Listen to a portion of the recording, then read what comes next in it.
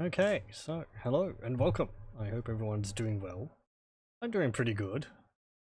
I think tonight we're just going to be doing some Warhammer 2 Total War with Clan Ferric. However, first up, gonna have to address the big elephant in the room. Well, yes, that trailer for Warhammer 3 Total War came out, so that's kind of a thing. I don't really have many. I'm not really one to do videos like some other people do about it. I suppose I could give my thoughts on it and anything which I feel like I've noticed and all that. For the few people who would care about such a thing.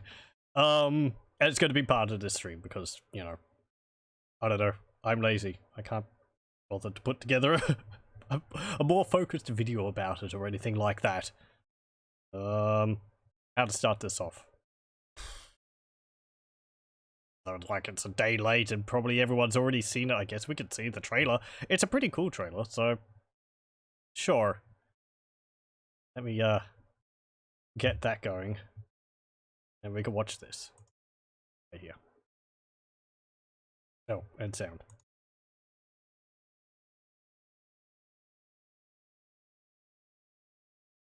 Like the winter chill, no door can keep it from us.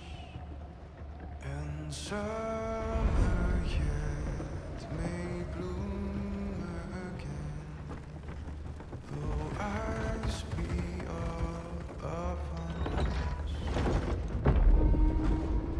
My child, there is so much to tell you, that I have run out of time. The sacrifice I made was not enough. The dark gods still feed on our transgressions. Corruption. Obsession. Deceit. Rage. You must face these demons.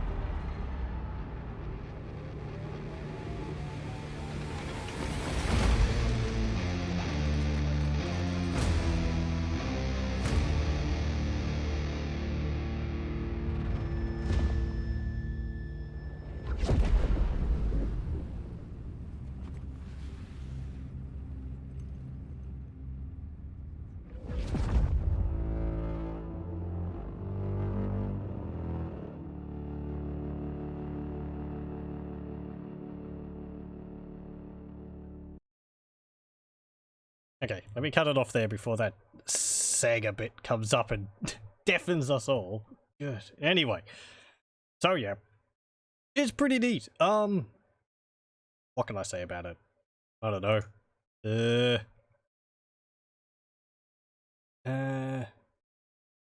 I said we've got Katarine. That's pretty good. Okay, so yeah, the information which they've released so far, let's see. They've got, what? Demons of Chaos, which seem to be a mixture of, not just demons, but also the mortals, which is pretty cool. I think this is probably one of my favorite units in the game. In Warhammer Fantasy Battles, the Khorne Warriors on Juggernauts. It was something I always wanted to have as a mount in Warhammer Online, which we sadly never got. Because I suppose we were more aligned to Tzeentch in that game than Khorne, but yeah, had to go around with a big pony. But yeah, I actually have one of these, which I've started painting years and years ago, and I never got around to finishing it. I don't know. They look really cool. I like Juggernauts, so that's neat. But yeah, it seems like, as I said, going to be a variety of the Demons of Chaos and the Warriors of Chaos. Because of course the Demons of Chaos were their own rulebook. Split off from the Forces of Chaos when they were all just one big army. Warriors, Beastmen, and Demons all alongside each other. And then Demons became their own faction, as well as Beastmen. Which, I'm going off of memories of when it occurred. At the time, it kind of was to the detriment of all the armies, because this is at the time when this happened. New units have been added since then. So, you know, this would have been 2008, 9, something like that. But the armies on their own at the time didn't really have enough units to sort of stand up. As certainly the Beastmen. It was sort of because I suppose people liked making the themed armies. You could have like Warriors of Khorne alongside Bloodletters with a Bloodthirster and some Beastmen with Mark of Khorne.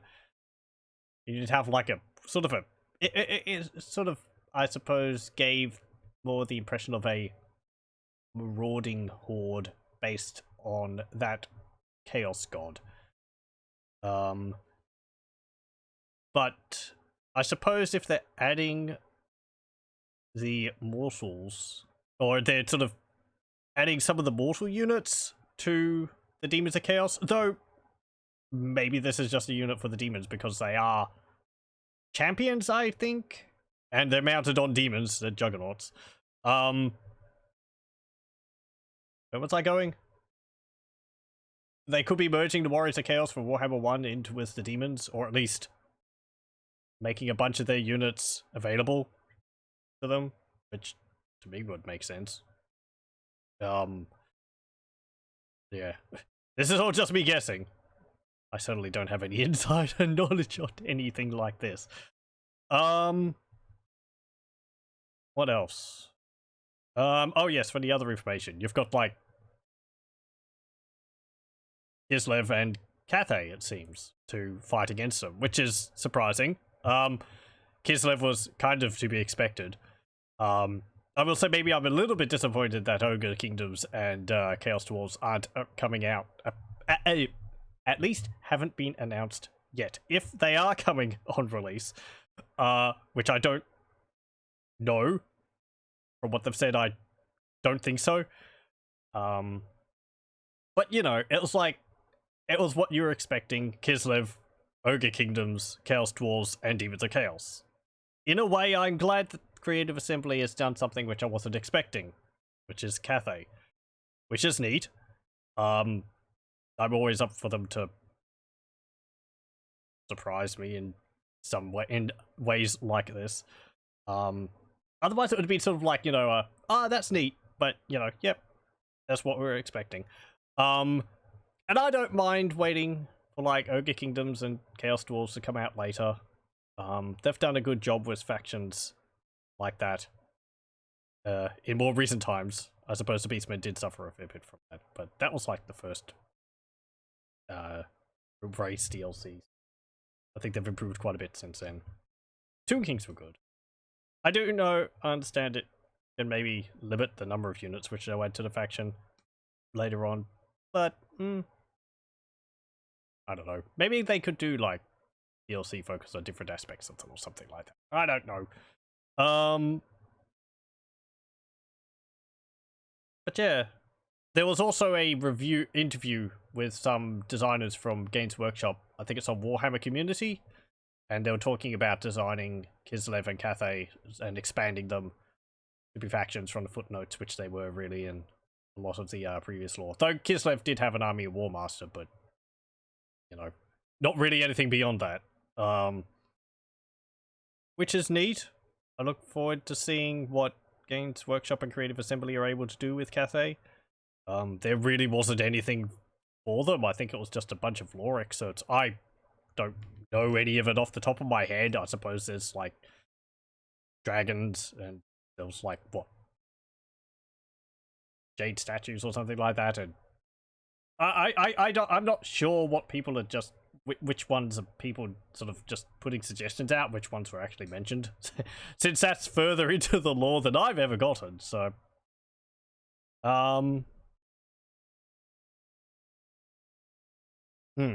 Anyway, what else is there to say about this? I'm happy that it seems like they're going for the, looking at the Keeper of Secrets here, that it looks like they're going with the, updated models for, like, Age of Sigmar, because I really like the, I really like the models they've done of the Greater Demons since then, especially the Keeper of Secrets. I really like that one with the like silken bits of clothing and forearms and all that. That looks really nice. There was some things of whether these were like people wondering whether these were named demons, named greater demons. Like this one, I think was whether it's a greater demon called Rotigus, and other ones like Kyrus Fate Weaver, is it, for the Lord of Change? I don't know the Keeper of Secrets equivalent, and the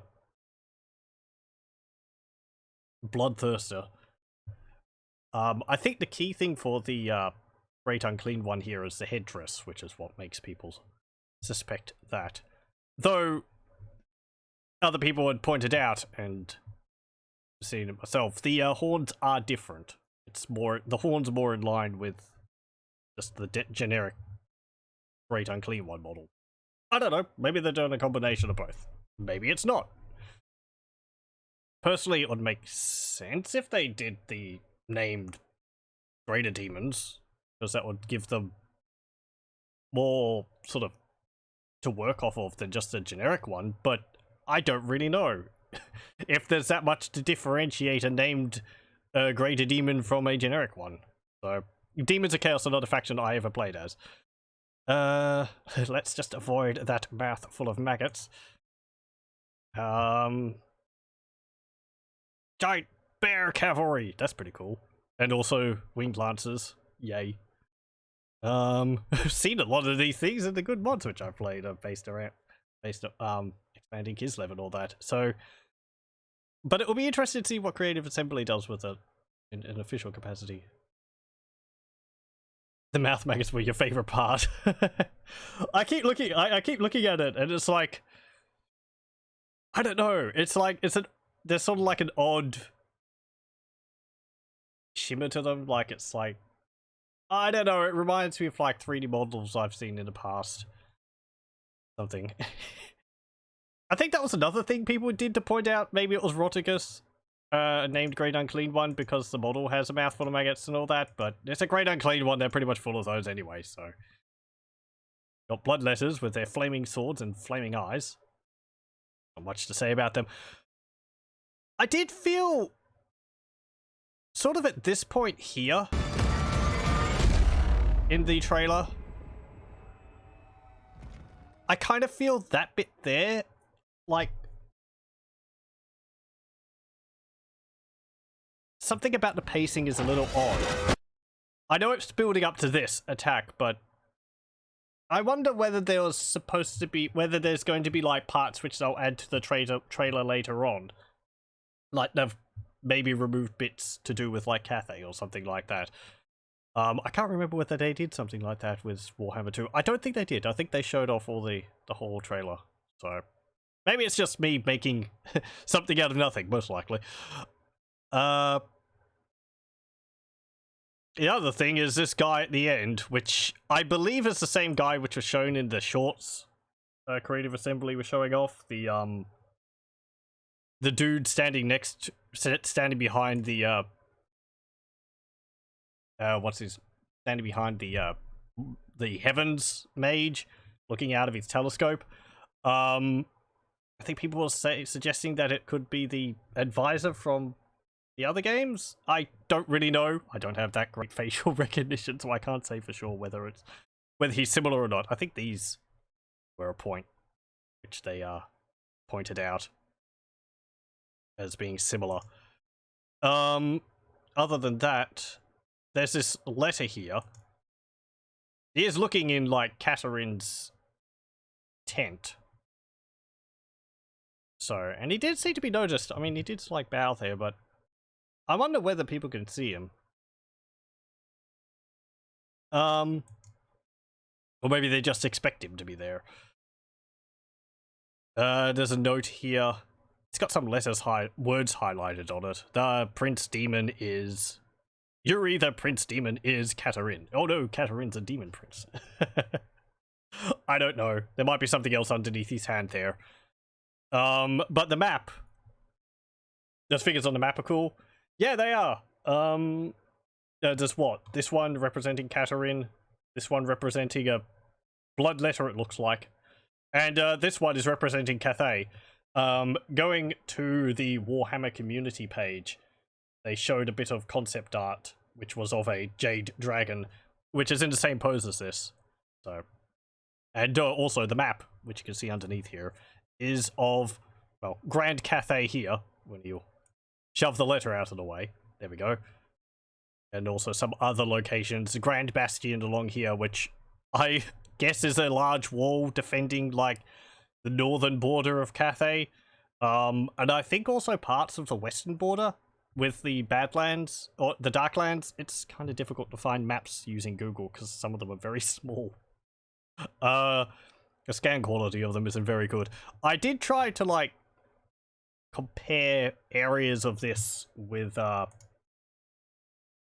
other maps to see whether I could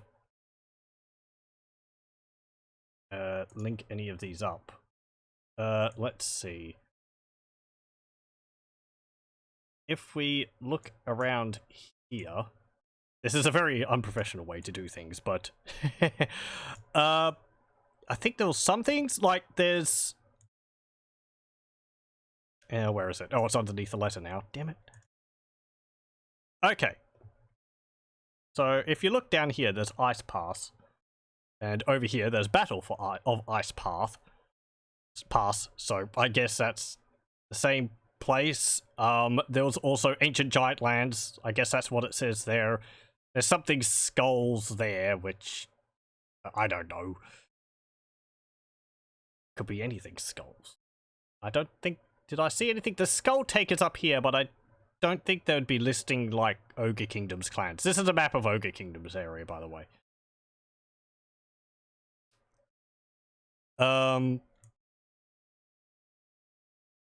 Plateau of Bones. Is there a Plateau of Skulls? Like, the Warhammer world's got a shortage of skulls. Yeah, no, I don't think so. There's an area called Scarbrand. I don't know whether that's got anything to do with the Bloodthirster. Path to the east. Interestingly enough, the road for Path to the east is up here. Whereas, if this is Ice Path, then it would be more down here? I don't know. I suppose they would have moved things around a bit in the game. Because this is a lot of mountains. To move your armies for. There's something up there. It's got like K with a comma and then like a D or something. Don't know if I saw anything which could be based on that. No. That's like, I don't know, marshes or something? I think I see like RSHES. But yeah, I mean, and also any of the stuff to do with Cathay is sort of just completely new, because I think some of these areas were named, but I don't think there was ever a map actually released about Cathay, so all that's going to be made up. They kind of remind you of the army markers from the first Total War Medieval. Yeah, they do, actually. Yeah. I really need to do like a full playthrough of Medieval Total War. Here's another map of the Darklands in particular. So Cathay is off over this way. Gates of Zar. I suppose with the Chaos Dwarves, if they're not in the base game, an area like this and this would just sort of be like Athelloren was before they added the Wood Elves. Like, it's just like a crater which you can't go into or something like that. It's all just speculation. We're just gonna have to wait until more information is released, isn't it? Would it be Road of Skulls? Because there's a Road of Skulls up there. So maybe that's what that is.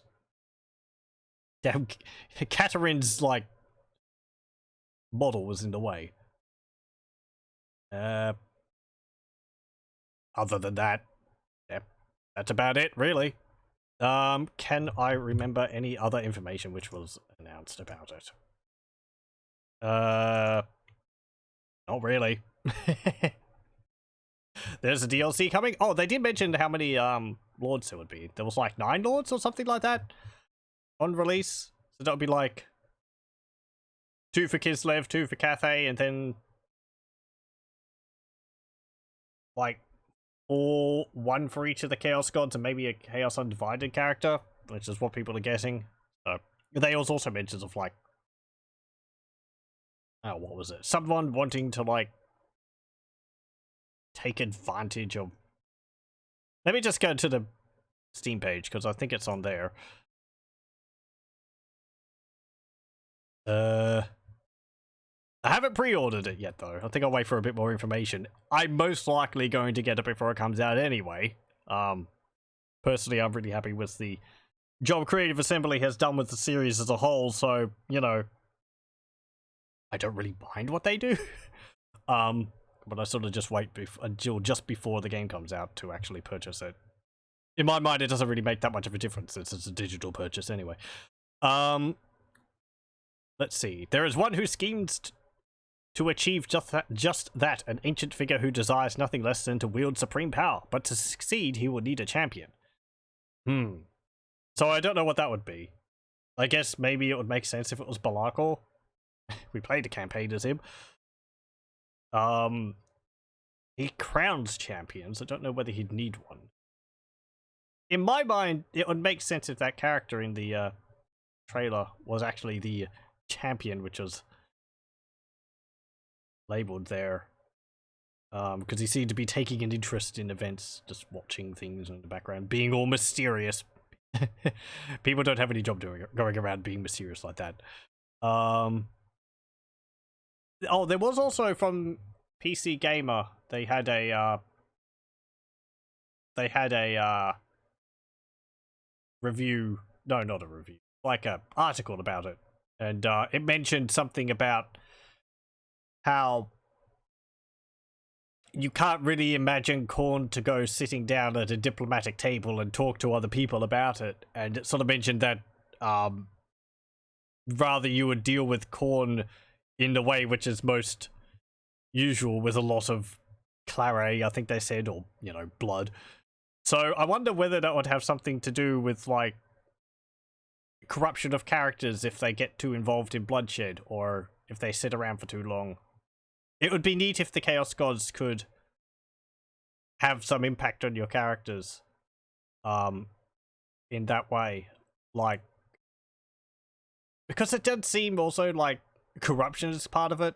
And it would be neat if there was some kind of way for, like,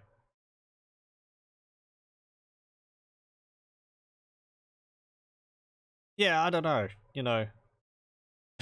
What am I saying?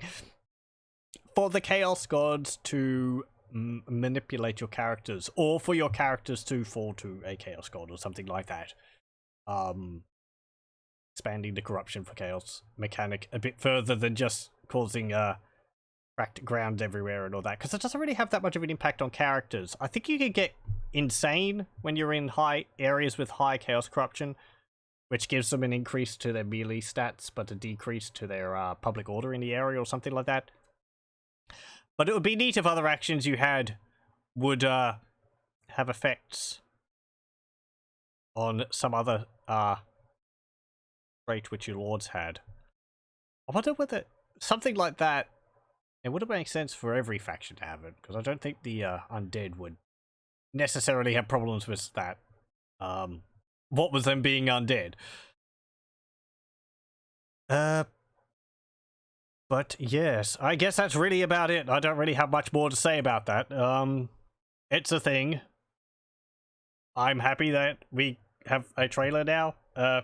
Kislev and Grand Cathay. That's a thing. And also the Demons of Chaos. Ogre Kingdoms and Chaos Dwarves to come sometime in the future, I suppose.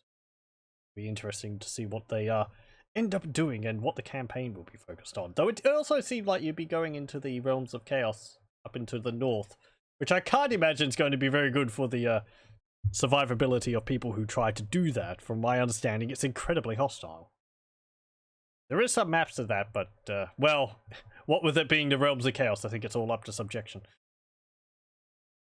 Yep, that's about all that I had to say. Thank you for... Thank you for listening to my yak about this. It's so unprofessional.